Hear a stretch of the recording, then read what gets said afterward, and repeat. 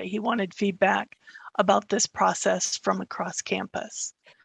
So in addition to any questions that arise today, if you think of things later or are listening to this at a different time, feel free to contact me with additional questions or suggestions about this process.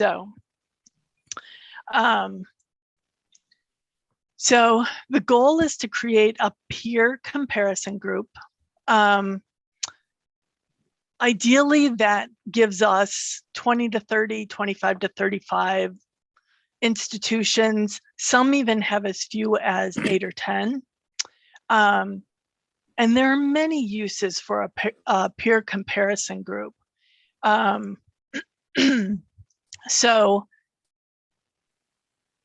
many of you who've worked on departmental assessment reports or reviews, things like that, look to other similar schools. So that's one place that we use these peer schools. But we use them for a lot of the reporting. So IPEDS gives us the chance to choose a peer comparison group. NESE also gives us that opportunity from among the schools who take the NESE exam, the Delaware Cost Study. A lot of these surveys give us the opportunity to choose a peer comparison group. So on this slide, there are different types of comparison groups that we have. Peer comparison groups are schools that are similar to us in most ways. And we look at major areas like revenue and expenses, enrollment. We look at graduation rates, some of our most important indicators of how we're doing.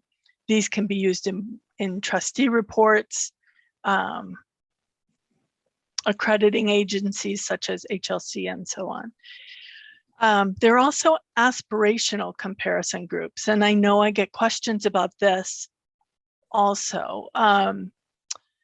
The aspirational schools are similar to us in some ways, but they're dissimilar in ways that we would like to be more like them. So what we're working on right now is not an aspirational comparison group.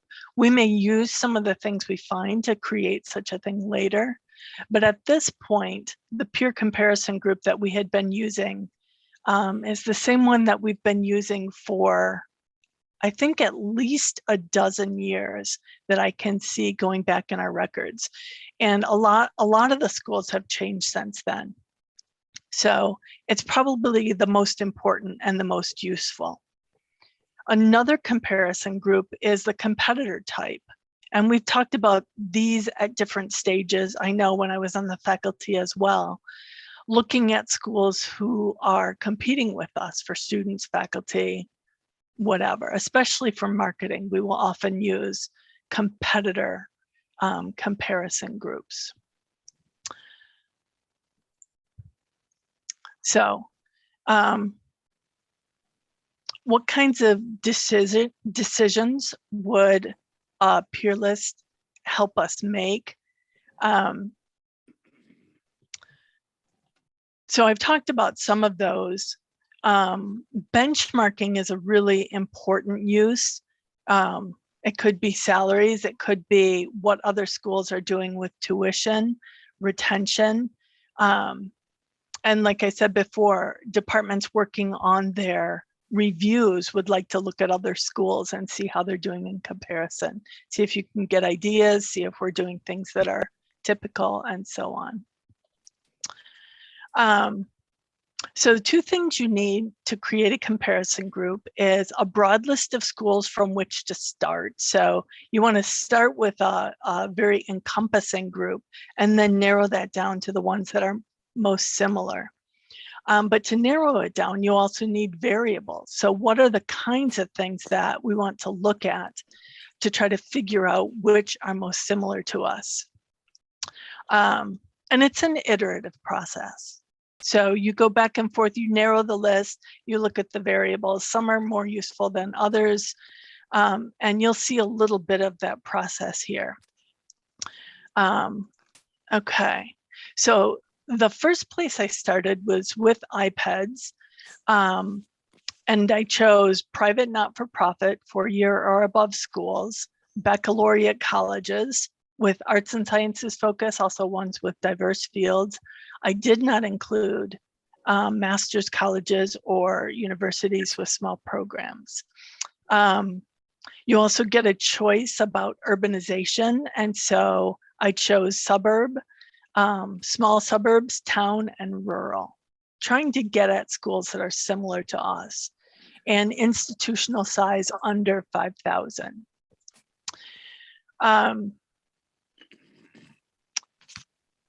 So, and I should mention from there, that gave me 173 institutions to start with. And many of them are names that you would recognize and that you're familiar with. So the next thing is looking at creating a variable list. And to there, I got input from Centenary University and what they had done previously, Franklin College, Emory and Henry, places that Dave had been, and I talked to his previous IR guy. Judy gave input from what they did at Nebraska Wesleyan. I talked to Cabinet about what variables they thought would be useful. And so we started off with a really big variable list. For some things, we had to calculate the variables, and we did that. Once we had this huge list, then I went back to iPads and pulled the data for a 5-year period, fall to 2015 to fall 2019. And with iPads, they always lag a year or two. And so fall 2019 was the most recent available. So I'm going to go through this pretty quickly, but we looked at enrollment kinds of variables, full-time, part-time, undergrad, graduate, first time, and so on. How many applicants admitted, things like retention rates and graduation rates remain important. Financial things such as the endowment, expenses, the price, and so on are also important to look at. Some of the variables we calculated were total enrollment. You get all the pieces from iPads, but you can then calculate one. You can also calculate a full-time equivalent enrollment, which we did. We looked at the percent undergraduate enrollment, the percent part-time, and the percent of applicants accepted. So this is sort of a busy screen. So let me start actually on the right with the bit of an Excel spreadsheet. So you can see here are Hiram College's numbers, and we're looking at endowment, and we're looking at endowment over several years. I calculated from those 173 schools an average and a standard deviation. I took the average plus and minus the standard deviation. I also looked for a min and a max. Doing this again, I'd probably look for a 25th and 75th percentile, but that's what I did at the time. And something called the Z-score, which is something that Dave's previous IR person used and was helpful in trying to get a handle on this large amount of data. I also graphed each of these over 5 years so you could see trends. And so in blue shown here is Hiram College, and the average is shown in orange. Something that was really striking about the endowment in particular, if you look at the minimum, $277,000, and the maximum, over $2 billion. I mean, it was just a mind-boggling range. So one of the very first things we decided was to set limits on that. And so we said schools had to have an endowment of at least 10 million, but no greater than 250 million. And so that took away a big chunk of schools right there. There were also some schools who had either didn't have information, so we couldn't really judge, or had closed. And so that left us with 114 institutions. So one of the ways this has already been an iterative process is we realized that net price was a more useful indicator than total price. And revenue minus expenses was a good financial proxy for many of the other individual financial indicators. Because our Pell students are such an important component of who we are, we also looked at percent of first-time, full-time is what those initials stand for, students who were Pell recipients. And in looking through the data, we noticed that some of the institutions weren't co-ed. And so we wanted to make sure we were looking at co-ed schools. So updated variables, fewer variables, include things like the percent awarded Pell grants, the first-time, full-time, degree-seeking undergraduate enrollment, and first-time transfer in degree-seeking enrollment. And part of why we focused on degree-seeking is because we have such a large CCP population that it can significantly skew our numbers. And most of the schools we were looking at didn't have such large non-degree seeking populations. Always retention rate and graduation rates are important. So financial endowment, revenue minus expenses, and average net price were probably the three that we paid most attention to.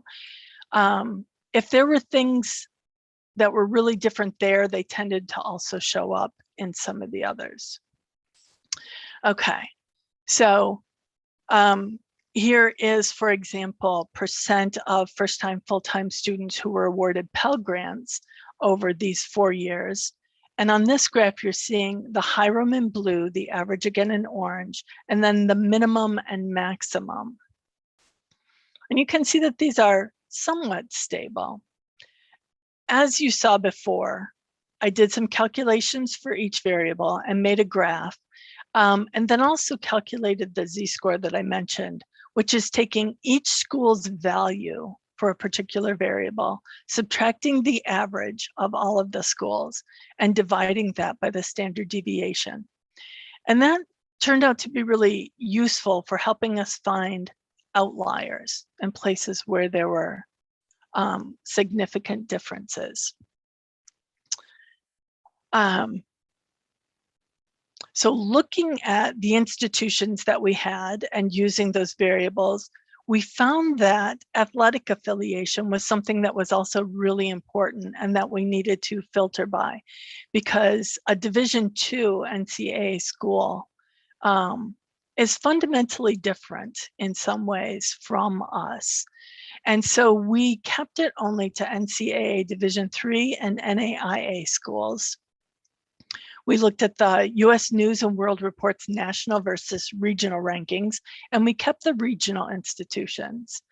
And then back to that z-score, if they had more than 2 of their z-scores from, I don't even remember how many variables I ended up with, that were beyond plus or minus 2, they were most likely excluded. And that left 51 institutions on the list. So another thing Dave wanted looked at was distance from Hiram, because he thinks it makes a difference where in the country you are, what kind of competitors you have, and so on. And so we looked mainly in the Midwest. And so Illinois, Iowa, Kansas, Kentucky, Michigan, Missouri, Ohio, and Pennsylvania. And this left us with 25 schools. And so here is the peer comparison group that we have at the moment, partway through this process. It was really interesting to do it this way, because except for Iowa, in each of these states, they were either all NCAA or all NAIA, which was sort of interesting. I don't know what it means, but it was sort of interesting. And then just broken out by athletic division. So same information as on the previous slide. Okay, so next steps, I've gotten some feedback from cabinet. Things I will look at are student to faculty ratio. I will look at the number of majors offered. That turns out to be sort of difficult to get at because it's not something reported to IPEDS. And so I've been going through each school's website and trying to compile that information. And what they call a major, oh, well, anyhow, it gets complicated. And we'll also look at the Council of Independent Colleges fit and kit reports because they do some comparisons as well based on IPEDS data. So here I am talking to you today, and this will be recorded and also shown to the staff where I will take questions. So what I really want is feedback and questions. Thank you. Thank you, Laura. And you can post questions to the chat and I'll monitor those and elevate them. Or if you can be trusted, you can unmute yourself. No, I'm trusted not to pile on.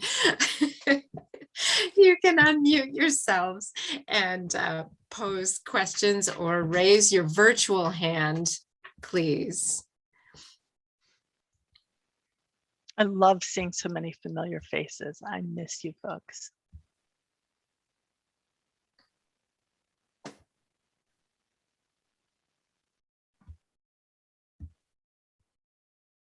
I would also welcome, if anybody is interested, input on the statistical analysis. This is not an area of strength for me, and it is for some of you. So if you have suggestions, either now or that we take offline and talk about some other time, I'd be interested to hear if there are better ways to take a look at those variables and figure out who's similar and who's not. So Nick, is Pell eligibility the only or best way, oops, it disappeared, to measure our students' financial situation?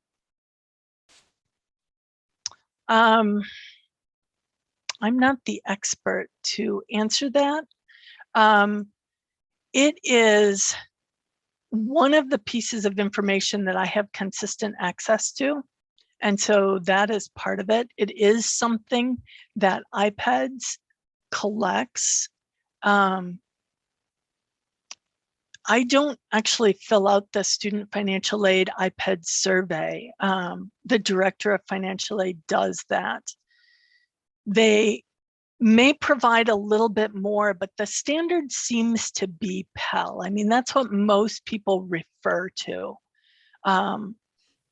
get an idea of the financial background of the students. Kathy, can you get information on percent of first gen? I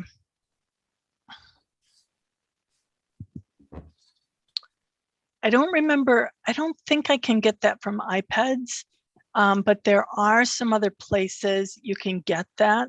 One of the problems with first generation is there is no standard definition. Each school decides its own definition.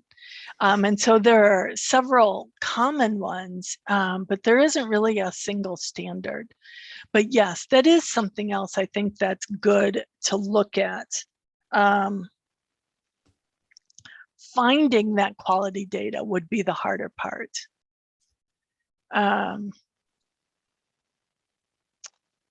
Michael, is it possible and or potentially valuable to look at the percentage of out-of-state versus in-state students across these institutions?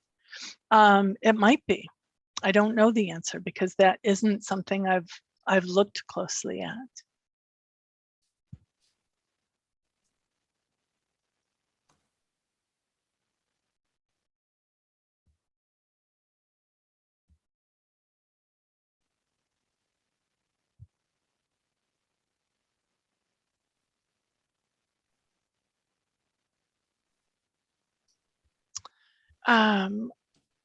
So, okay.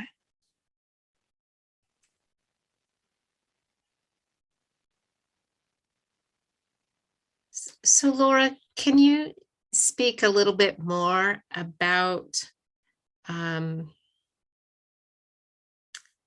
not just how we can compare ourselves to these different institutions, but perhaps elaborate on how we present these comparisons to the board? What kinds of decisions are made based on these comparisons?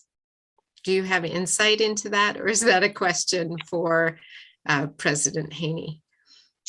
That's probably mostly a question for him.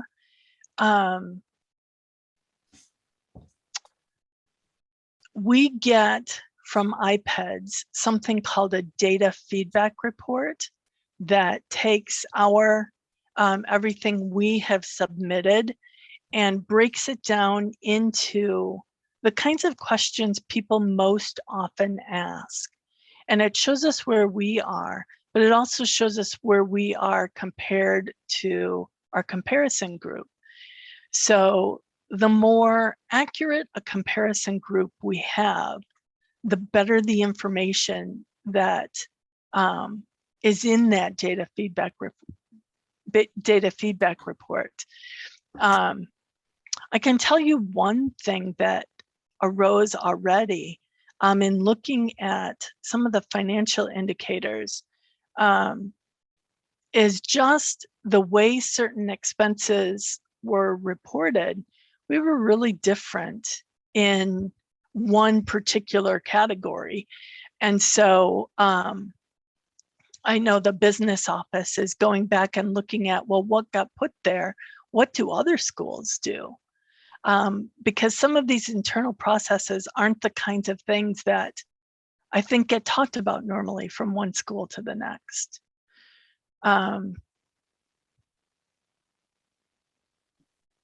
So it's not a direct answer, but it's one place that already I've seen cabinet talking about what we're seeing here. I think going through this process also helps them focus on what are the things that are most important to look at. So it became clear, for example, that just the total tuition wasn't it, and that net price was really a lot more useful. And so I think it's helping them understand the data as well. And I think that as they do and we do, then we can better educate the board that way. Laura, when I was serving on the strategic planning committee under Lori, she had me do something very similar to what you're doing, looking at the IPEDS data, finding peer institutions, and then looking mostly at their financial data to find colleges that had made a dramatic comeback, a dramatic turnaround in their finances.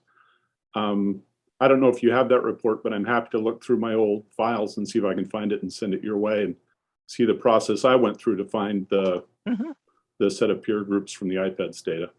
Yeah, it would be interesting to see that. Thank you, Louis. That's one of the reasons I wanted to graph things, is I like to see how things changed over time to see if a variable was, very noisy and jumpy, or if there were consistent trends. I like to see if our trends were going in the same way as most other schools. So I do think that's an important part of the analysis. I also got one message that says, the use of the Z-scores is interesting. One interesting thing from the comparison on athletics is that none of the other colleges in our athletic conference were on our list of peers. And the commenter's not sure what to make of that, and neither am I. And they thought maybe the athletics staff might have some input on that. Who are some other schools that there are competitors that you would have thought would show up. Does anybody want to throw out some names? I'll just jump in real quick and just speak to the athletics thing just a little bit. Because I know there's actually been some conversation over the years about our athletic conference, and most of the schools are much better resourced than we are in our conference. So that's why they may not have appeared on that list. Yeah.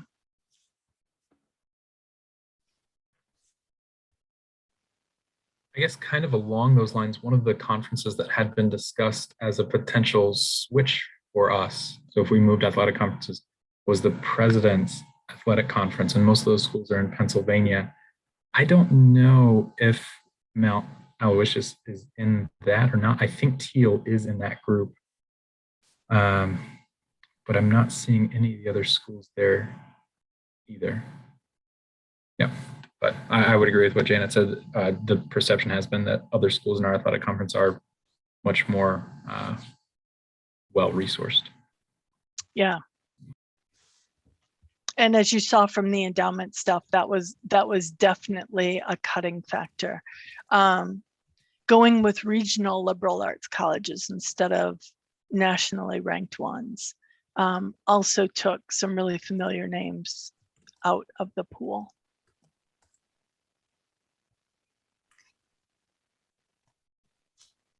Laura, can you define the difference between the regional and national ranking?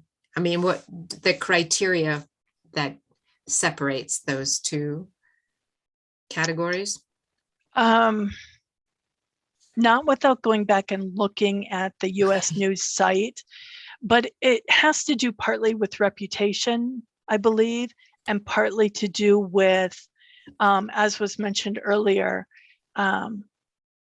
from where you tend to draw your students. So I think it is both of those things and some others. There is quite a bit that goes into it. Probably if you'd asked me back in December when I was doing most of this, I could have just reeled that off, but I don't remember what all they look at off the top of my head. Okay, thank you. Oh, and Sarah, to your question too, for trends, is there value at looking at a longer period of time? Possibly. Part of why I didn't is just, it's an enormous amount of data to download. I think I had 50 some variables, and each year you get them, and for 50 or more schools. So it was just a lot. And it was at Cabinet's recommendation that I limited it to a shorter range. In the fact book, I tend to keep 10 years or so of data to give us that broader perspective.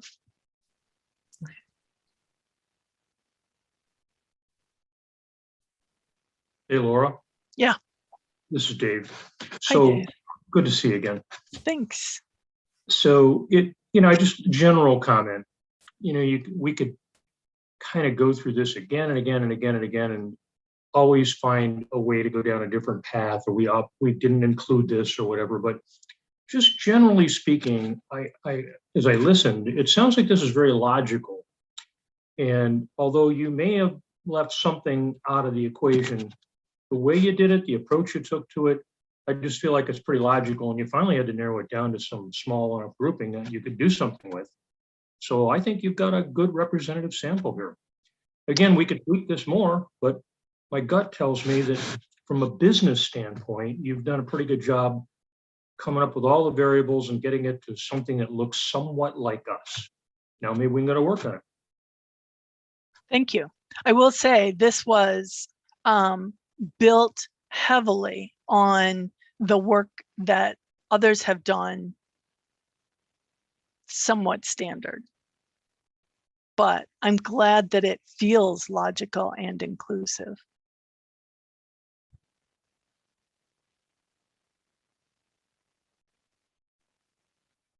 If you have suggestions or questions that arise later, please feel free to send them to me. I would appreciate any input you have to share. Laura, thank you very, very welcome. much for sharing this with us. I think it makes so much more sense when you present it. It's easier to see how you constructed this, and we look forward to seeing what comes from this. Thank you so much. Good, and you're welcome.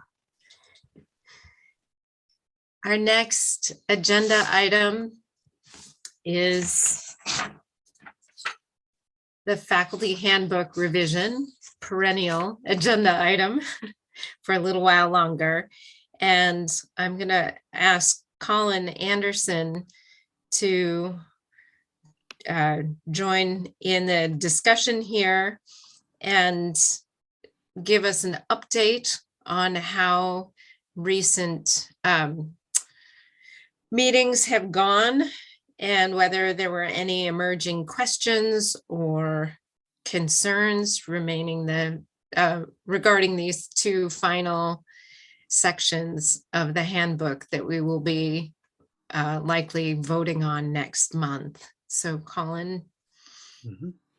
Sure, thanks. So we had two conversations, probably about 20, 25 folks in total, maybe ballpark, attended one or the other. As you'll see from the summary of these changes, the big change to our faculty handbook is moving a variety of language from the Constitution, or what was in our current Constitution, into the faculty handbook surrounding faculty meetings, department chairs, departments, etc. And then also incorporating language developed by the school directors as to their duties and as to what at the time we were calling program chairs, but now we're going back to calling department chairs to delineate the sort of spheres of duty for those different levels of oversight and administration. And so we had a lot of conversation about simplifying some of the language and cleaning up some of the language on those lists, and that's still going to be a bit of a work in progress, especially the department chair list, where people pointed out that there was some overlap and some redundancy in some ways of saying things more elegantly than we had come up with on this list. I think that was the key. The only other thing we really talked about was section 7.4.2, which replaces the language of 2.8.4.2, which is the discontinuance, what used to be called major changes in academic programs, etc., and now is discontinuance of departments or majors.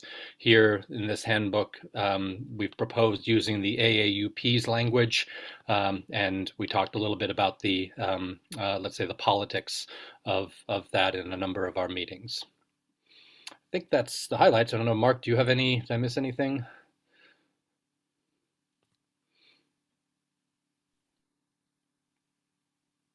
I think that's a good summary. And so I guess, Sarah, is it questions and then a motion, or are we waiting until another? I think we'll wait until our February meeting to actually vote, give people time to read the handbook as a whole. And of course, in early February, we will be voting on the Constitution, which contains language that used to be in the handbook. Wait, no, it contains language about the existence of departments and constitutional committees. So we will pass that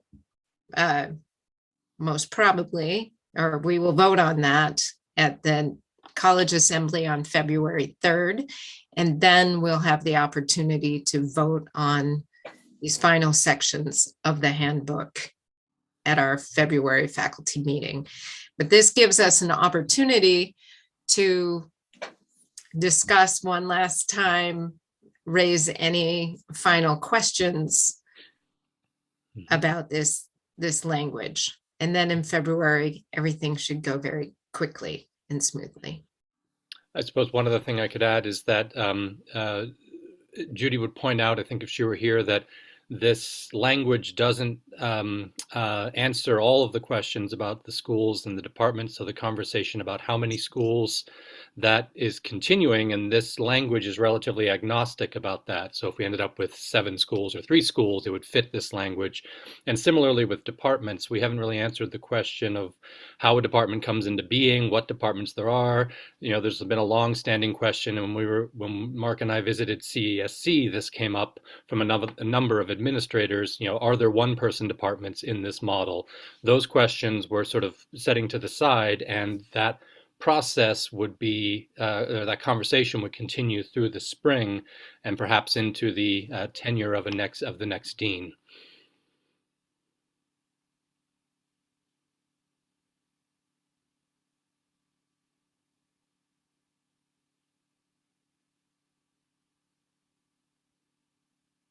I see no raised hands and nothing coming through on the chat. I'll take that to signal that at this time, there are no further questions or concerns about these 2 sections of the faculty handbook. We will vote on this in February, so there is some time, although there will be no more formal fora for discussing the faculty handbook. Or there are none planned at this time. Happy to have them and happy to take comments, whether it's punctuation or grammatical or substantive. Please forward them along.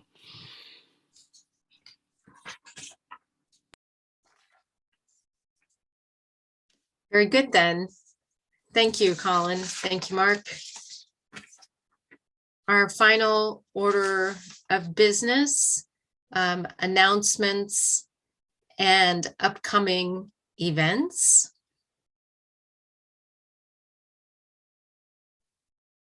Sarah, if I could, Yes. please encourage your students to fill out the HEADS Diversity and Equity Survey, which they were emailed about on Monday. That is also for staff and faculty. So if you would also fill out that survey, it would be greatly appreciated. The Campus Diversity Committee is hoping to use this as a major tool in the work they want to do. Thank you. Thank you.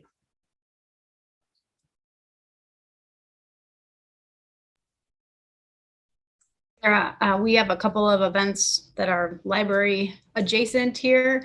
One of them on February 9th, instead of a regular library forum, we will be doing an OER workshop with the OER team. So people can come, we'll do an overview, very brief of sort of some tools that you can use to find open educational resources. And then we'll actually break up into groups and spend time finding and evaluating OER. So it'll be hopefully really worthwhile to those of you that have been thinking about it, but haven't had the time. I know sometimes I like to be forced in a meeting to actually work on something. And we are doing registration for that only so we can kind of see what folks are interested in. And I'll pop the link into the chat once I'm done here.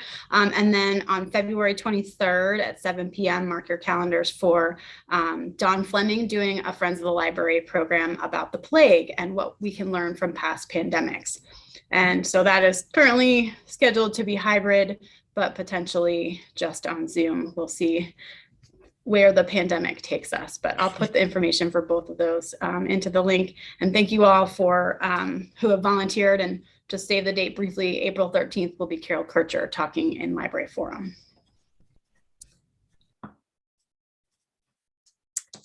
Thank you, Janet.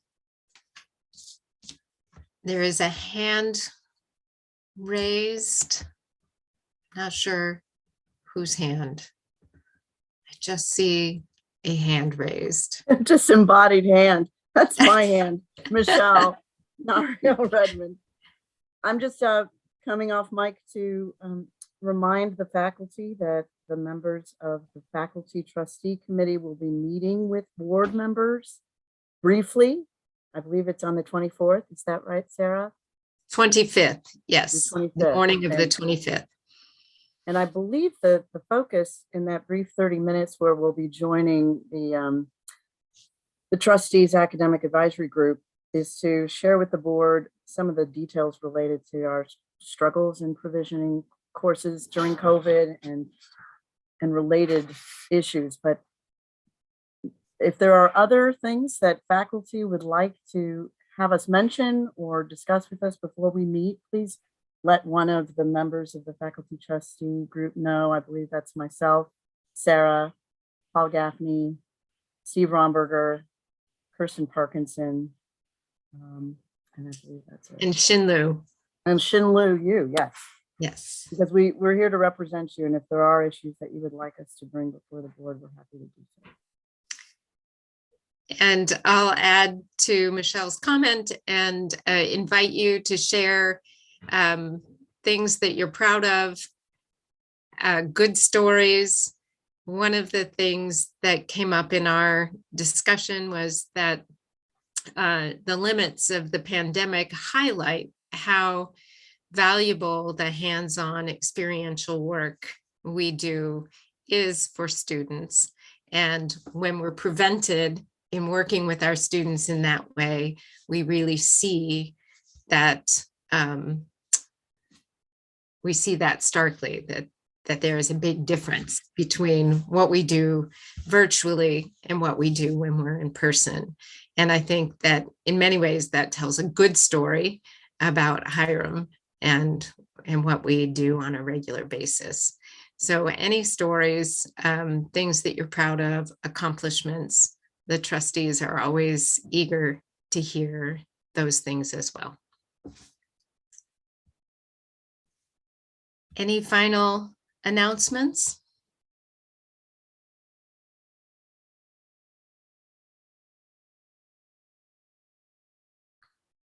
Do we have a motion to adjourn? I see a motion. Do we have a second? I see a second. And we will then adjourn. Thank you.